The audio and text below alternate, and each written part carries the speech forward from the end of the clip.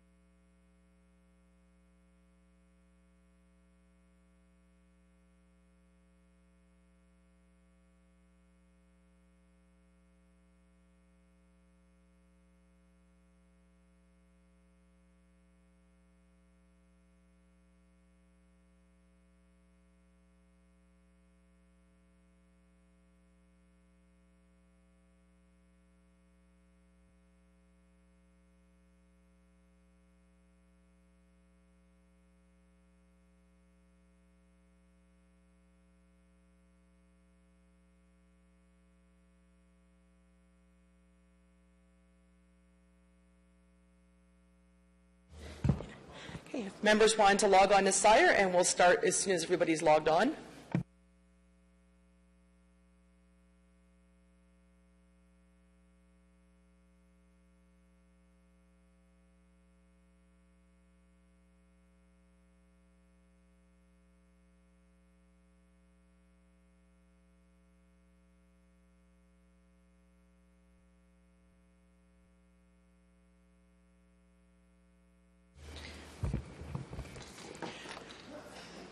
Good morning, everybody. I'm now going to convene this morning's Environment Committee meeting. So welcome back. Hope everybody had a very nice Thanksgiving. So the first item on our agenda are declarations of interest. Are there any declarations of interest?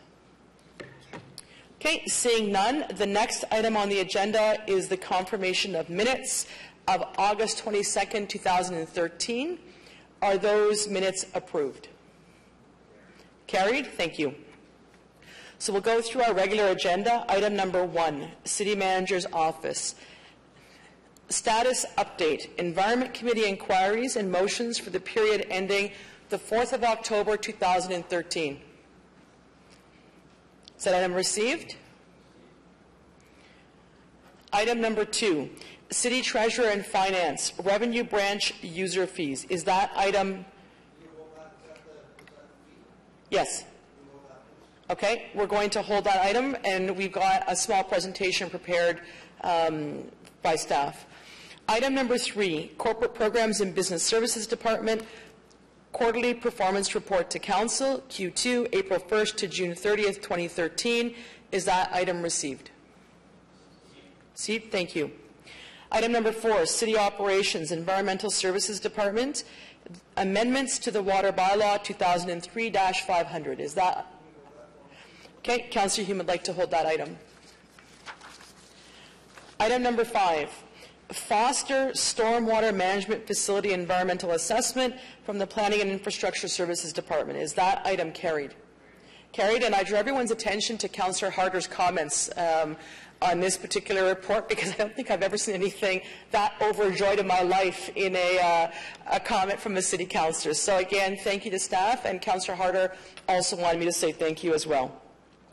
Item number 6, the Carlington Heights Pump Station site upgrades, a class environmental assessment. I've actually asked that item to be held.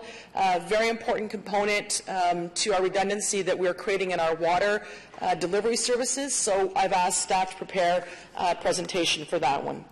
2014 vehicle growth, is that item received? Okay, so I'm going to ask all staff that don't have held items, you're free to go. Thank you very much. So the first item on our report was Councillor Hume held it. I've asked for a brief presentation by the Revenue Branch, so I'm just going to ask staff to take a couple minutes to get set up. And then once we're done the brief presentation, then we'll go right to Councillor Hume for questions.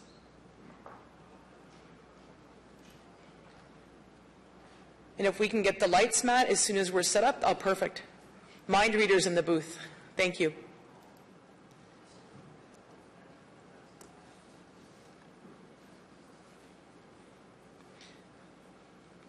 Mr. Hughes, welcome. Thank you. I don't often find myself at this committee. It's a rare pleasure. Thank you very much for inviting me.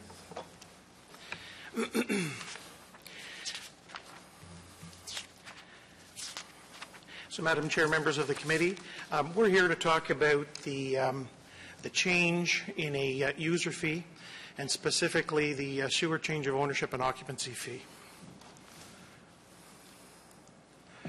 We're asking that committee recommend council approve a reduction for the water and sewer change of ownership or occupancy fee.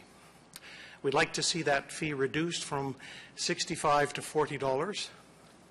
And at that point, it will be consistent with the taxation ownership change fee of $40. And we'd like that to be implemented the 15th of November. Right now, the difference between the change of ownership fee for a tax account and for a water account is the requirement for a meter reader to visit the premises to do a final meter read before the ownership changes. And other than that, everything else is done by staff at at Constellation. So with the AMR project, the automated meter reading project, all of the data from all the meters is now submitted to the city, and that takes away the requirement for city staff to go out to the premises to read the meter when there is a change of ownership or a change of occupancy. And right now, the automated meter reading project is 90% complete, and we see that about 90% of our accounts we can read electronically. Right now, if you see the picture in the upper left-hand corner, that's currently, that's what used to happen in order to read a meter. An individual meter reader would come into the offices out at Constellation, they'd pick up their equipment, they get their route for the day, they would drive to the area in the city where their route was. They would be given anywhere between 400 and 700 accounts to read each day, and they would physically have to touch a piece of equipment, a probe, to the side of the house in order to download the reading on the meter. And then they would come back to our offices on Constellation. The data from their handheld would be uploaded to the water billing system, and overnight the bill would be calculated, and then the bill would be sent out in the mail. Well, right now, with the automated meter reading project, there's about 5 million reads that are coming in every day. So when we're aware that a property is going to be changing hands, we no longer have to dispatch the individual to read the meter. What we have always done in finance, consistent with the direction from council, is where we are able to identify the user of a particular service, we calculate the full costs to deliver that service, and charge just the users of that service that fee. And what that means is it means that we're relieving the tax base of the costs to deliver a service to a smaller number of users. So, for example, there's about, on an annual basis, there's about 20,000 changes of ownership and changes of occupancy on water, and in 2012, those costs would have been, with the new model with the automated meter reading, would have been about $730,000. We're able to take that out of the tax base and charge those just to the users. So by removing the labor costs associated with meter reading, we're able to reduce the cost of this service from $65 down to $40.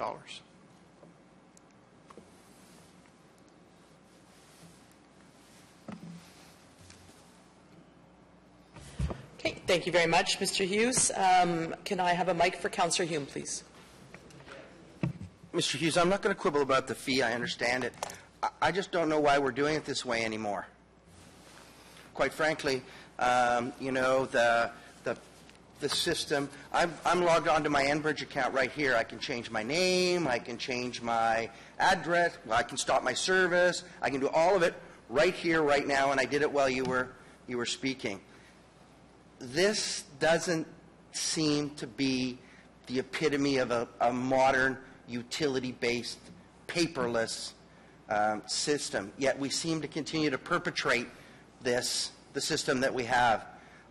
Like, why aren't we moving to a system like, and it doesn't matter, Enbridge, TELUS actually signed up my daughter for a TELUS phone, and they actually charge me $3 for a paper bill. So I have to go paperless, but I can get everything, like everything online. I can tell who she's texting, you know, the whole 9 yards. Yet, if I want to get all of that from you, I have to call you and send you, you know, $50 or $40 for all of that. Like, and I know it's not directly related to this, but I want to know, when is that going to change? And I know you're going to tell me we have e-post. It's not what I'm looking for. Madam Chair, I think committee and council know that this is the way the revenue branch and finance has wanted to move for some time. In 2001, we launched ePost, and we were, you know, in 2001, you're absolutely right, Councillor, that was state of the art. and we were pleased to have e-post in 2001. In 2013, it isn't state-of-the-art, and what we would like to see is the ability to view and pay your, in this particular case, your water bill and check your consumption online. And that's certainly part of the plan for the Service Ottawa package. We've worked. We're an integral part of the Service Ottawa team, and there are a couple of projects that will tie into the ability to view and pay your water bill online. The first piece of that puzzle was a piece that came to Council a couple of months ago, where we asked Council to approve the use of credit cards to allow online payments of tax and water bills. And if we were to move to the view and pay environment for tax and water, we would require that. So that was the first piece of the puzzle, and our staff are members of teams working on the view and pay solution to your tax and water bill online. Okay, so working on it is great. Yep. When is it going to happen? We will, I could get back to you with the exact date, but my understanding is it is in plan for 2014. Okay. Well, Mr. Hughes, I'd like you to get back to me, because every time we start to talk about this, it kind of goes and stops, and other corporate priorities seem to intervene. All the while, we have a raft of fees that we could quite frankly get rid of and have our constituents, our customers, access really, which is what their data is, in a much more timely basis. Because I don't ever want to have to, I don't like telling a resident, hey, give me $40 and I'll get you your back bills, when they say to me, well, I can go online for all of my other utilities and get them. Why can't I do it here? And I never really have a good answer. So, and I'd also like in that memo if you could tell me what I would need to do to speed up this process to get rid of those fees, change fees, document fees, and get that information online where someone can log in with their account number, create a password like I do with Enbridge, TELUS, Rogers, Hydro Ottawa, all of my other bills. MasterCard. So, yeah, MasterCard, Visa.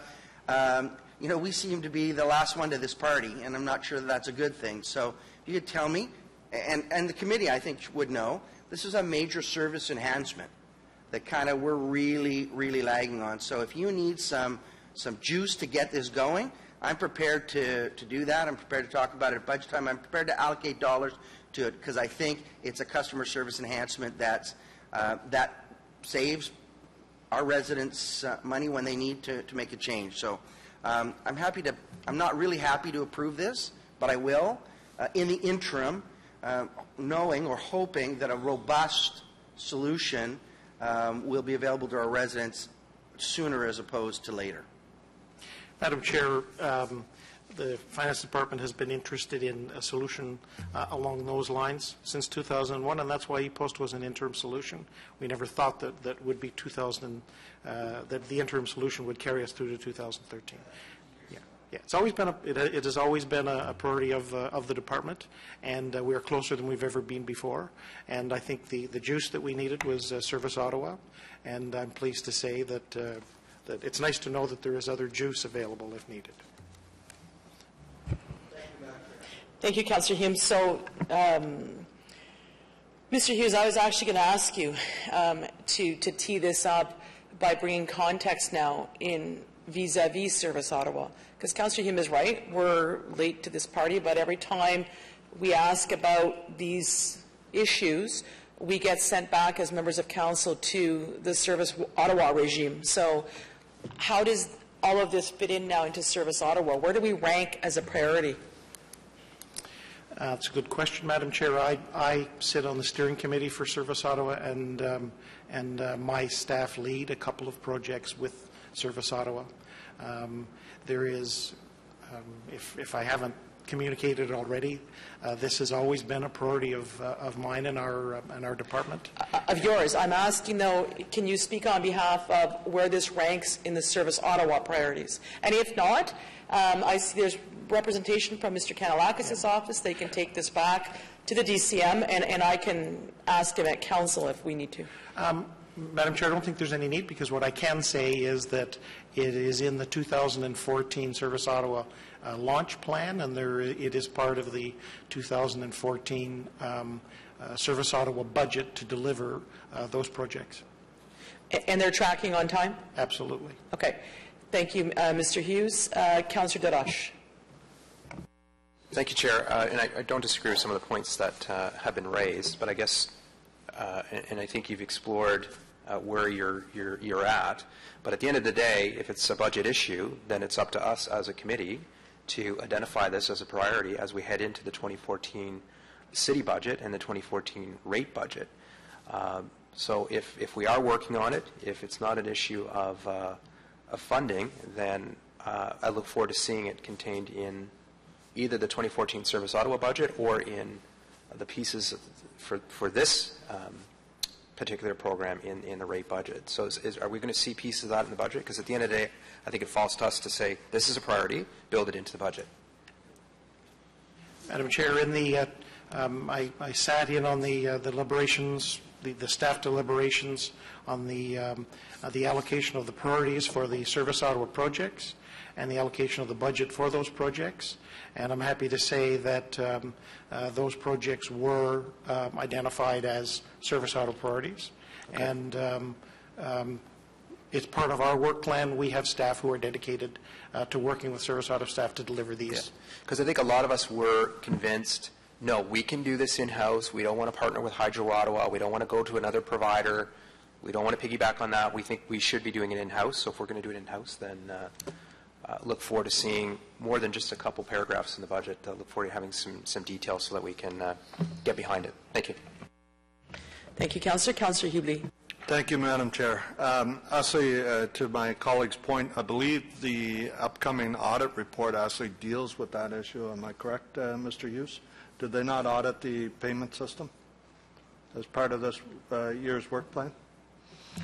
They audit aspects of the payment system, but Madam Chair, if you recall, we were not able to accept online payments for water bills up until this point, and that's why we brought to Finance Committee and to Council a request to allow the city to accept online payments of tax and water payments with the transaction fees being paid by the users, which would allow us to follow up with these projects. But that's one aspect of what Councillor Hume is talking about, is the monthly payments that are due to the city. But the other part where the fees kick in are the account changes. And I haven't heard you speak to that. Is that part of what you're planning on changing so that those fees can be reduced or eliminated? There's some automation that was requested, that was identified as priority solutions in the revenue area, and we wanted those to be part of the Service Ottawa deliverable, and we're in 2014, and we are still working with Service Ottawa staff to ensure that they will be identified as a 2014 deliverable. Some of the online self-serve solutions for property owners so that they can eliminate some of these fees.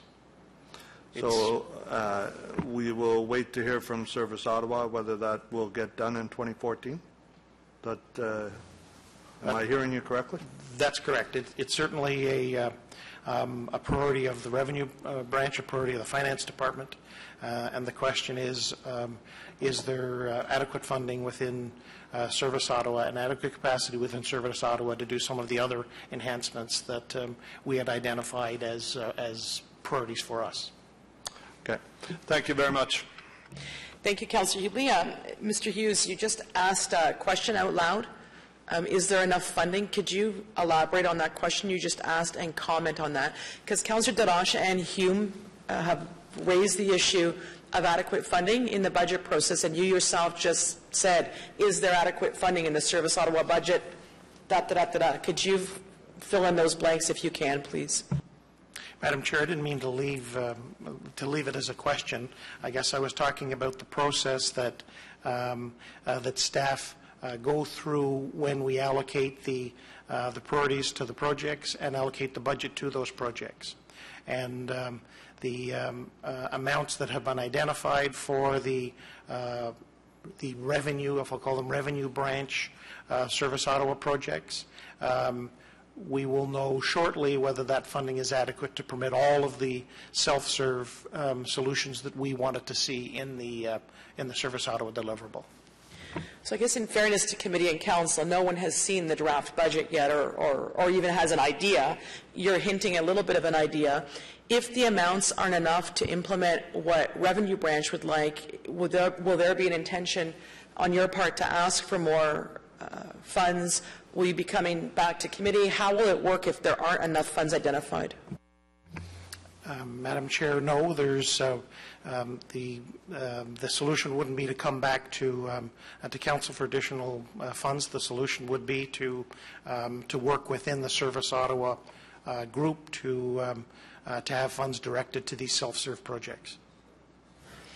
So in other words, use the Service Ottawa budget to add more funds from their budget to this project as opposed to another project. Is that accurate? That's correct, Madam Chair.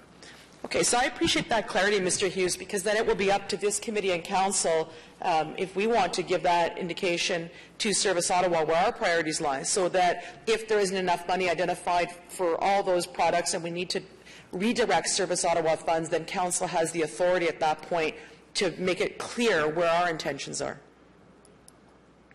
Madam Chair, I think when by the time we haven't quite finished the analysis of what will actually be delivered in the revenue projects in Service Ottawa, and when that's done, I would certainly be able to indicate whether or not the self-serve projects that we identified will be part of that. And at that time, if we need to ask Service Ottawa to direct more funds, that's the time to do it. Madam Chair, that would be the time to do it. I mean, I get it, Mr. Hughes. You're part of the bigger picture where everyone's trying to balance out across the corporation what the priorities are and what the needs are. But at the end of the day, this council determines that.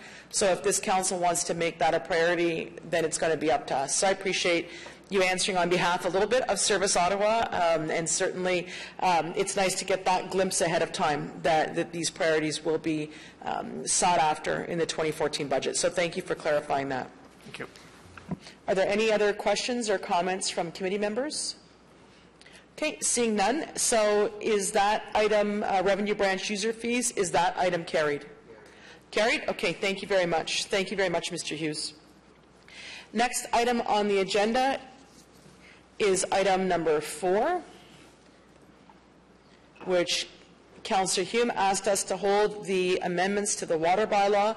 And first and foremost, we'd like to welcome back Mr. Weir. Welcome, Dixon. Happy to see you up and about, unanticipated, and obviously always happy to see Tammy Rose, who is the manager of our drinking water services. So, Councillor Hume, you had a question. Yeah, I just wondered, Madam Chair, if they could.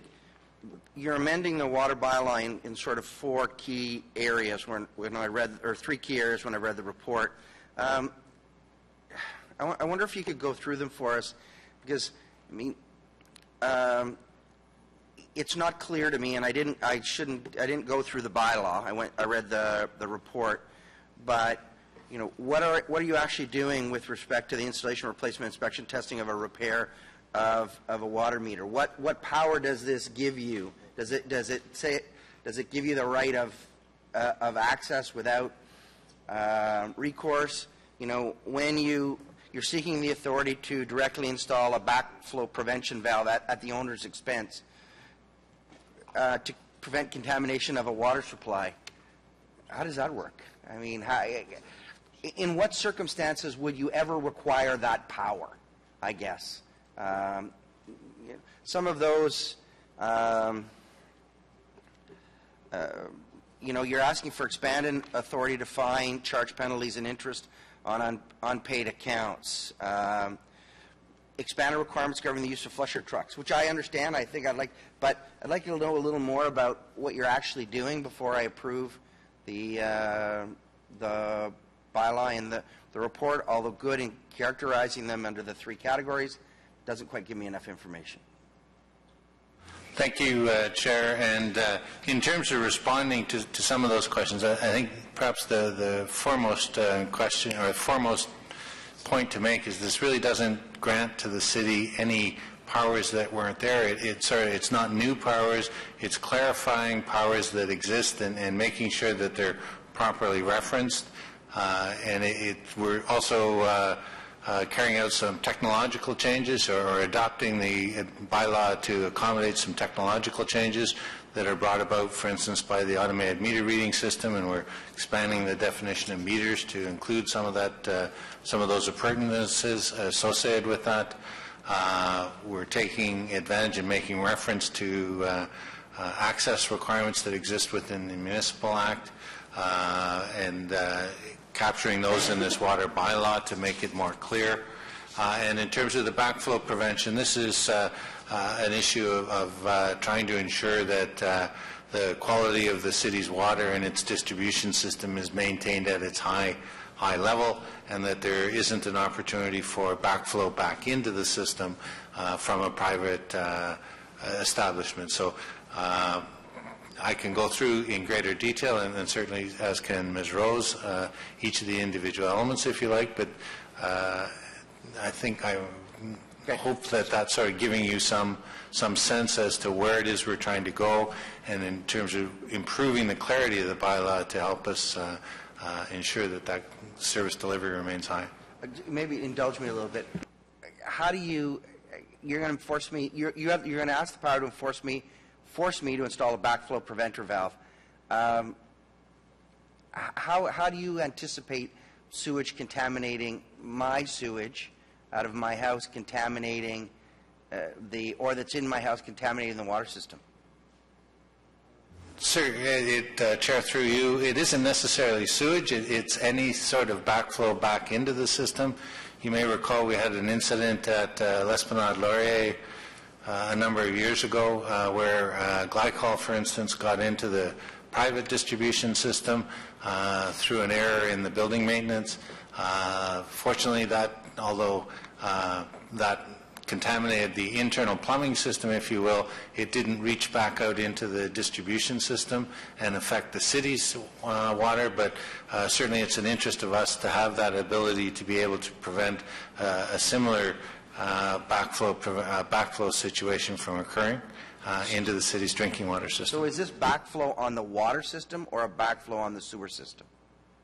Chair, through you, this is a backflow in the water system, right. And it can come from any number of different sources, not just sewage. So, and you would have you ever installed a backflow preventer valve on the water system on a residential homeowner? No. Okay. So is this really for commercial application? It's more of a commercial application, a commercial risk where there's higher. I do want to remind you that the existing bylaw already does contain provisions for backflow prevention and containment, so this is simply an enhancement and a greater clarity around our ability to protect the water supply, and follows on the recommendations provided by the Auditor General a number of years ago. Okay. Maybe you can just tell me where you're getting new powers in this bylaw.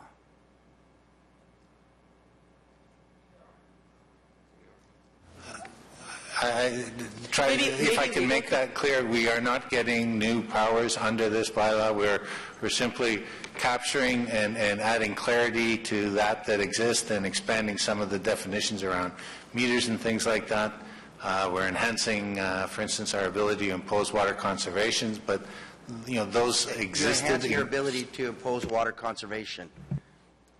What does that mean? Are you getting?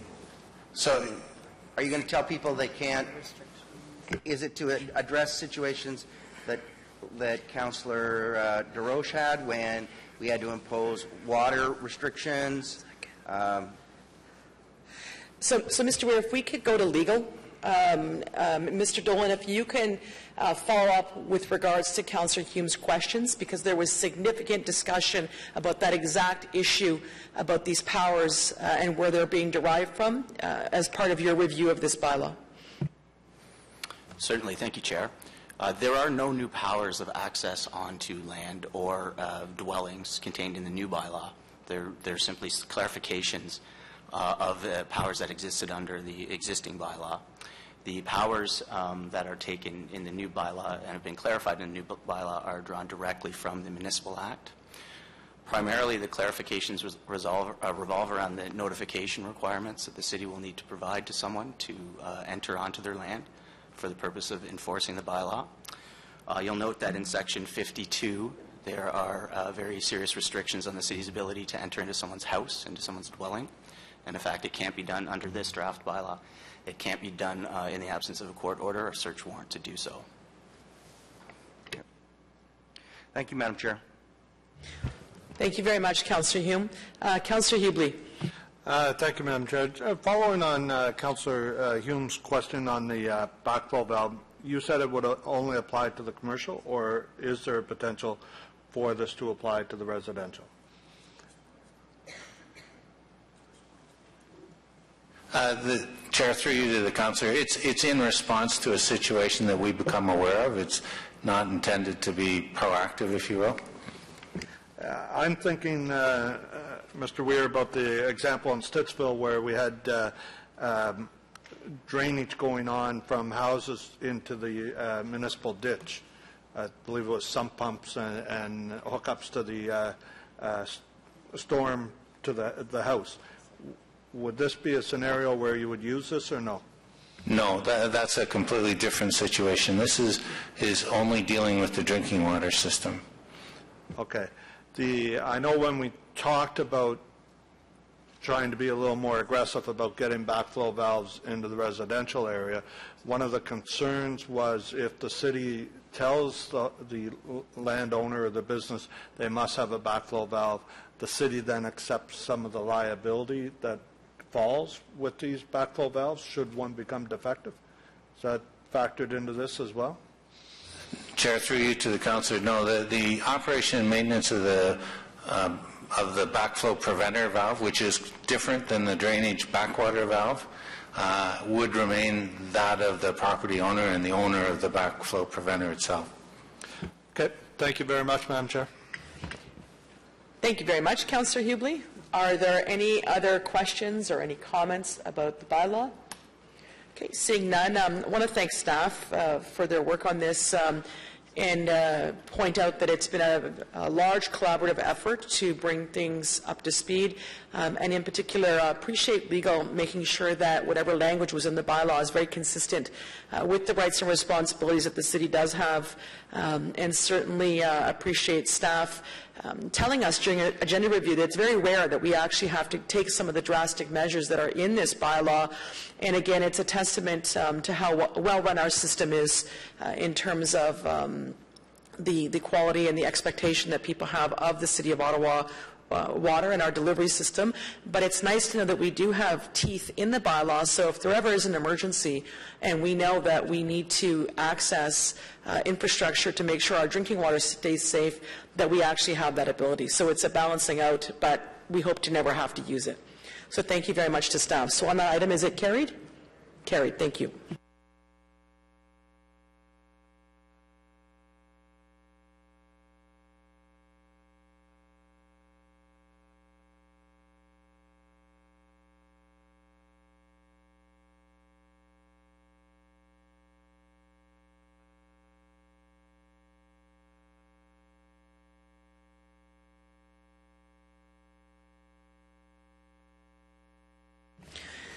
Okay, so the next item on our agenda is a presentation about the upgrades to the Carlington Heights pump station.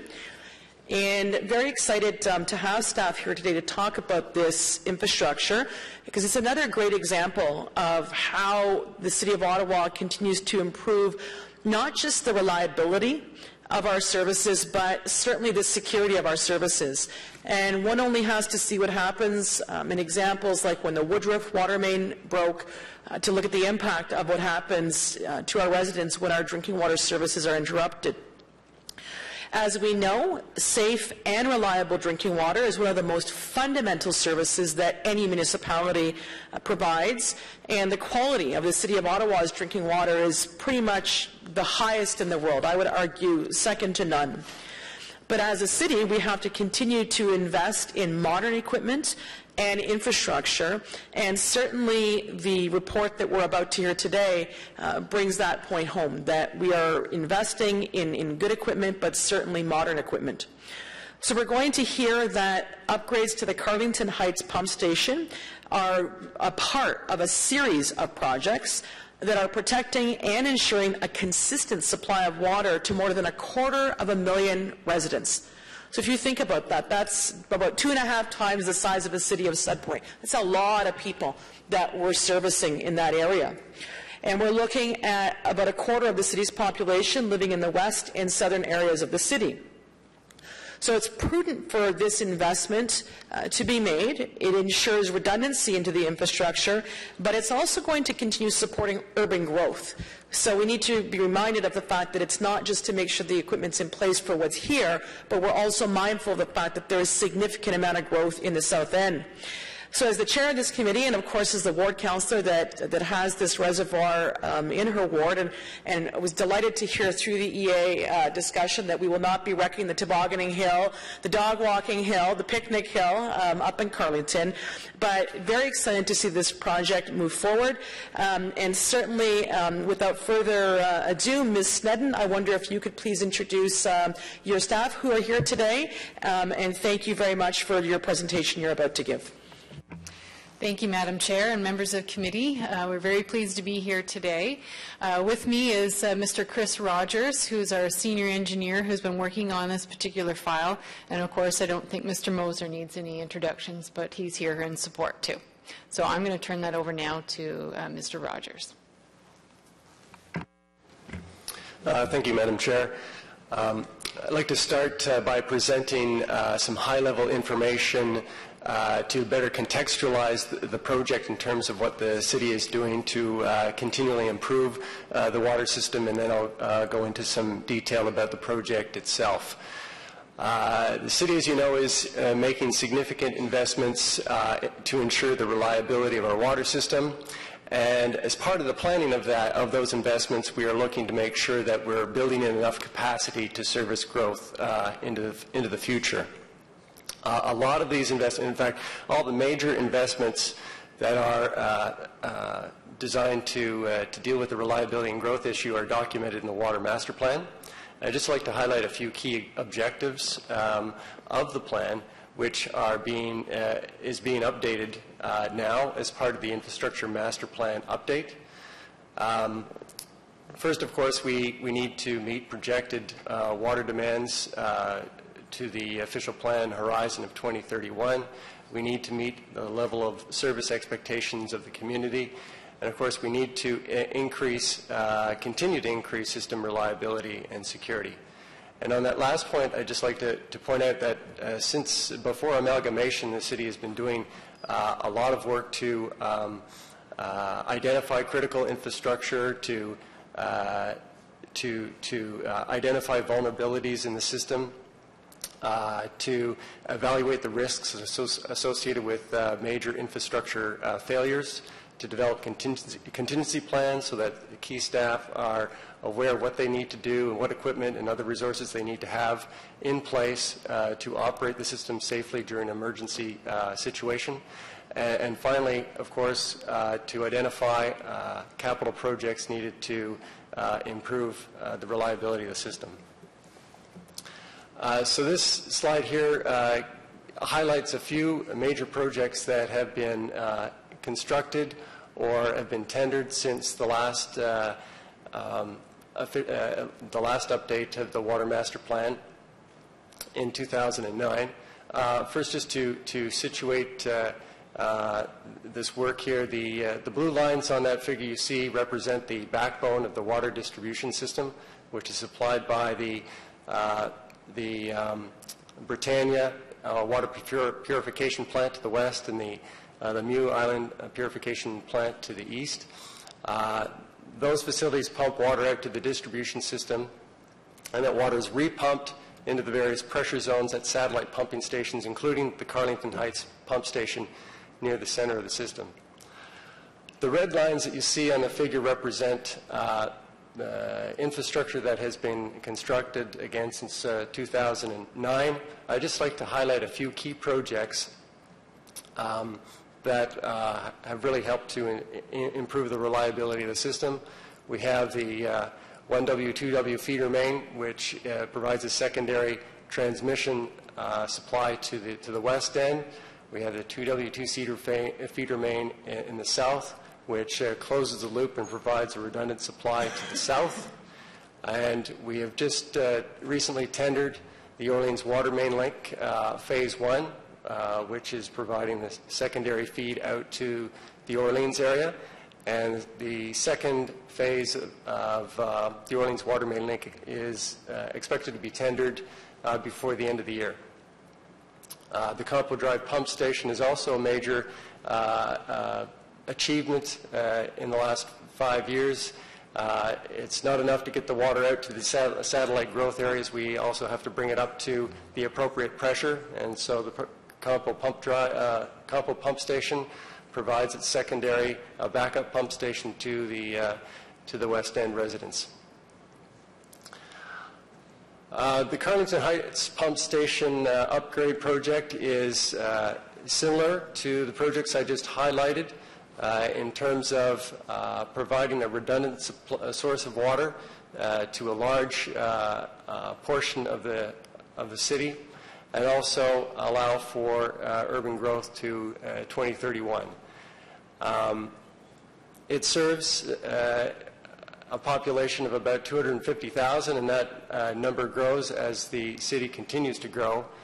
And from the point of view of service area, the project represents the largest backup water supply project that the city has undertaken. So this slide illustrates the service area that the station feeds, and under existing conditions, the station supplements existing supply to that area, but under future conditions, once the station is upgraded, under specific emergency failure conditions, it will be able to supply the entire area on its own. Now, just focusing in a little bit on the area around the pump station, there are a number of noteworthy projects that have been implemented in the Carlington Heights area since 2011, and in that year we completed the partial relocation of a major transmission main that used to run along the Highway 417 corridor. And with that relocation, staff now have better access to operate and maintain the main, and we've also made way for the highway widening work. In 2012, if you go back, please, a new local feeder main was constructed from the Carlington Heights pump station down to Carling Avenue, and this is the critical infrastructure feeding the hospitals on Carling Avenue, the Royal Ottawa and the Civic Hospital. And this replaces a main that also ran along the Highway 417, shown in red. That has now been decommissioned. It's an older main, and by doing so, we've also made way for the expansion of the highway. So the next project that will be undertaken in the area is up at the Carlington Heights Pump Station site, expected in 2015. So this is an aerial view of the Carlington Heights Pump Station site. Dominating the site is the reservoir, which is the large rectangle that you can sort of make out in the center, upper center part of the screen with the X in the middle. That's a 109 megaliter reservoir. It's equivalent to about 43 Olympic-sized swimming pools. The blue line coming in from the top of your screen here, that's the inlet, the inflow to the reservoir. And under peak flow conditions or peak demand conditions, water flows out of that pipe as well. Now, the supply line to the pump station is on the other side, the west side of the reservoir. And that supply line is too small to meet the future needs. And the existing station that you can see to the west of the reservoir is also undersized. So it would need to be expanded, or alternatively, we looked at a number of new pump station footprints at various locations, which would have to be integrated with various possible on-site piping configurations. And a total of 9 alternatives were evaluated as part of the class environmental assessment. And next slide, please. And this was determined to be the preferred alternative. So we have a new pump station that will be built. We'll demolish the existing station, and we'll build a new supply line to the station from the inlet side of the reservoir. The capital cost estimate for the project is $10.5 million. So the key benefits of the preferred alternative include a short construction time. We don't have to deal with integration issues with the existing facility. There'll be no interruption to service to the local residents, as we can keep the existing station in operation while we're doing the construction. Access to the Carlington Park area will not be affected by the project. There'll be some temporary disruptions during construction, but nothing long-term.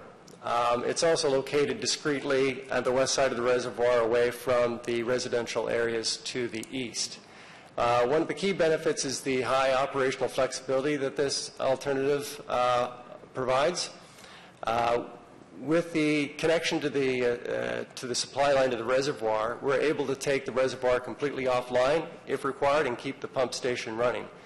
And because of various technical constraints with the connection on the inlet side, we're also able to access another 20 million liters of water that we can't currently access from the reservoir under certain extreme emergency conditions. So there's a lot of flexibility and reliability incorporated into this option. Roughly 28% of the $10.5 million price tag will be funded through development charges, and this number will be reviewed as part of the DC bylaw update next year. As far as next steps go, with approval of the report, we will publish a notice of study completion, which will begin the 30-day review period for the environmental assessment. We expect to complete the functional design, if not at the end of this year, early next. Next year we will start the preliminary and detailed design and then initiate construction in 2015. Thank you very much. Thank you very much, Mr. Rogers. Certainly appreciate the presentation that you gave us this morning, and I don't see any questions or any comments from committee members. So I want to thank you and Ms. Snedden and of course the whole department. Again, I think we realize this is a very important piece of infrastructure, and we look at our tax water or our water rate budget. A lot of times people ask, where's the money going, what are we doing with it? So certainly being ahead of the curve as we are on this, where we're actually replacing infrastructure before we're forced to or put into a situation where something catastrophic has happened, appreciate how hard you've worked on this, because I know it has not been an easy project to get going quickly, because it's such a large project, and we're so reliant on so many other pieces of other people's projects taking place and falling in line to get to where we are today. So thank you for that. Obviously, we'll look for updates from you with respect to where we are with design. And I shudder to ask about construction timelines, because you've given some dates, and not so sure I appreciate construction dates these days in our ward, but certainly if you can keep this committee informed, and it could be in the form of an IPD once we've, or even a quick email to council, so once we've selected the construction company, just to let us know where we're at.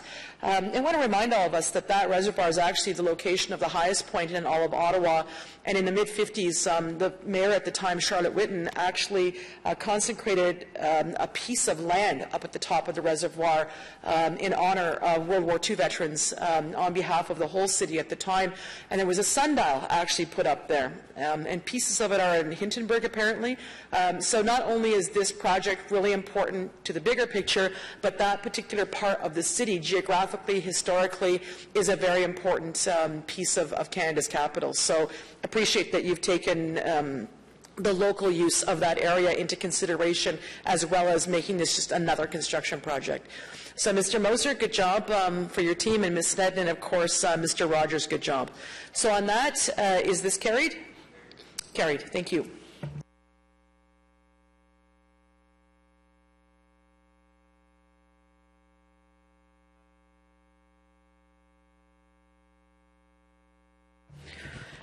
Okay, so there are no in-camera items.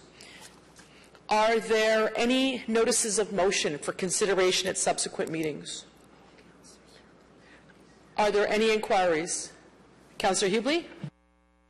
Thank you, Madam Chair. I also have two. One you should have, I submitted in advance. It is, can staff please provide the different options available for the City of Ottawa to explore in terms of how dog waste could be disposed of in public places, and report their findings to the correct committee of council? Because I understand this is partially Parks and Rec, another part of it belongs under bylaw, and I just want to get some sort of a report from staff so we know where we're going with this crap, if you pardon the pun. Okay, thank you, Councillor. And you have a second inquiry? Yes, a second one is on behalf of Councillor Wilkinson, which reads as follows. Giveaway weekend is October 26th to 27th, but it is not mentioned on the waste calendar, as was done in previous years, and no information has been given so far to the public on waste giveaway weekend. Councillor Wilkinson's question is, how is the city publicizing this event this year? Okay, so thank you very much, Councillor Hubley. On your first answer, it's funny that Alistair Steele is back. He's been asking about pet waste for a while. There is information available on that, so I'll direct the General Manager of Public Works to get a memo out right away. As I mentioned to you last month, Councillor, we do have information in that regard. And with regards to Councillor Wilkinson's inquiry, first of all, there was council direction of a previous council with regards to giveaway day. It was not a giveaway weekend, and somehow that's turned into giveaway weekend, which is fine. So as part of Waste Reduction Week, which is the 21st to the 27th of October, we do have a significant plan to unveil not just the giveaway weekend, but some other things that the city is doing, including declaring Waste Reduction Week. The week was supposed to end with a trip of council and the media up to Trail Road. That's been shifted forward by 1 week to the 1st of November, and we look forward to, as part of that tour, going to the Plasco site as well. So we'll get Councillor Wilkinson an answer to her inquiry probably within the next couple of hours. So that was already on our agenda. Thank you very much, Councillor.